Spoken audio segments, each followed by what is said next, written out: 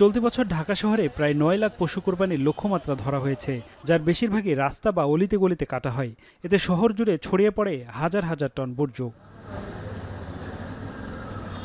২ city মিলিয়ে ১২৯টি ওয়ার্ডের মধ্যে সবচেয়ে বেশি কোরবানি হয় উত্তর সিটি কর্পোরেশনের মিরপুর, মোহাম্মদপুর ও উত্তরায় এবং দক্ষিণ সিটি কর্পোরেশনের খিলগাঁও, যাত্রাবাড়ি ও পুরান ঢাকা এলাকায়।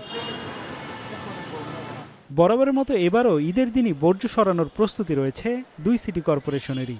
ঢাকার ২ সিটির প্রশাসকরা জানিয়েছেন, ঈদের দিন বেলা ১২টাতেই শুরু হবে বর্জ্য সংগ্রহ অভিযান। ৮ ঘন্টার মধ্যেই সব আবর্জনা পরিষ্কারের লক্ষ্য তাদের। গবাদি পশুর একটা হাটের ব্যাপার থাকে, কোরবানির ব্যাপার থাকে এবং সেটার সাথে সাথে রিলেটেড দ্রুত পরিষ্কার পরিচ্ছন্নতার ব্যাপার থাকে। কোরবানি হওয়ার পর ৮ ঘন্টার মধ্যে আমরা ইনশাল্লাহ ঢাকা শহরটাকে ক্লিন করার চেষ্টা করব। আমাদের 10টি জোন, এই 10টি জোনের যারা আঞ্চলিক নির্বাহী কর্মকর্তা আছে তাদের নেতৃত্বে আমাদের টিম গঠন করা আছে। কোরবানির দিন তারা সেই রাস্তায় কাজ করবে। ২ সিটিতে আনুমানিক ৪০,০০০ টনের বেশি কোরবানির বর্জ্য হয়। অপসারণে নিজেদের পরিবহনের পাশাপাশি ভাড়ায় নেওয়া হয় বর্জ্য পরিবহনের যানবাহন। ২ সিটির প্রশাসক জানালেন, এজন্য বাড়ানো হবে পরিচ্ছন্নতা কর্মীর সংখ্যা। এছাড়া আবর্জনা সংগ্রহ করতে পশু কোরবানির স্থানে সরবরাহ করা হবে পাটের ব্যাগ।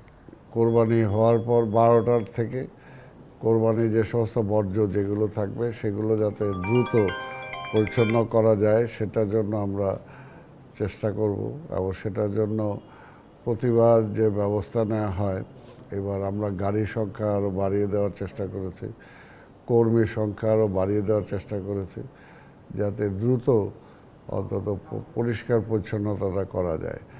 কারণ দীর্ঘক্ষণ যদি এই আবর্জনাগুলো রাস্তার পাশে বা বিভিন্ন জায়গায় পড়ে থাকে তাহলে এগুলো দুর্গন্ধ বেশি ছড়াবে। কোরবানি একটা বিশাল একটা কর্মযজ্ঞ, তাই না? এখানে পরিবহনের কিছু বিষয় আছে। আমাদের সিটি কর্পোরেশনের পরিবহন যতগুলো আছে সেই পরিবহনে আমরা এটাকে শেষ করতে পারবো না। বাইরে থেকে আউটসোর্সিংয়ের মাধ্যমে আমরা পরিবহন নিব এবং সেখানে সেই পরিবহনগুলো নেওয়ার জন্য আমরা ইতিমধ্যে টেন্ডার করেছি। সেই টেন্ডারে অংশগ্রহণ করেছে, যাচাই বাছাই করে মিটিং আছে, সিদ্ধান্ত নিব, আমাদের কাজ আমরা শুরু করে দেব। গেল বছর দক্ষিণ সিটি ১২ ঘন্টা এবং উত্তর সিটি রাতের মধ্যেই কোরবানির বর্জ্য অপসারণের সময়সীমা বেঁধে দিয়েছিল। কোনোভাবেই যাতে কোরবানির বর্জ্য তারা ড্রেনের মধ্যে না ফেলে। আফজাল হোসেন, এখন, ঢাকা।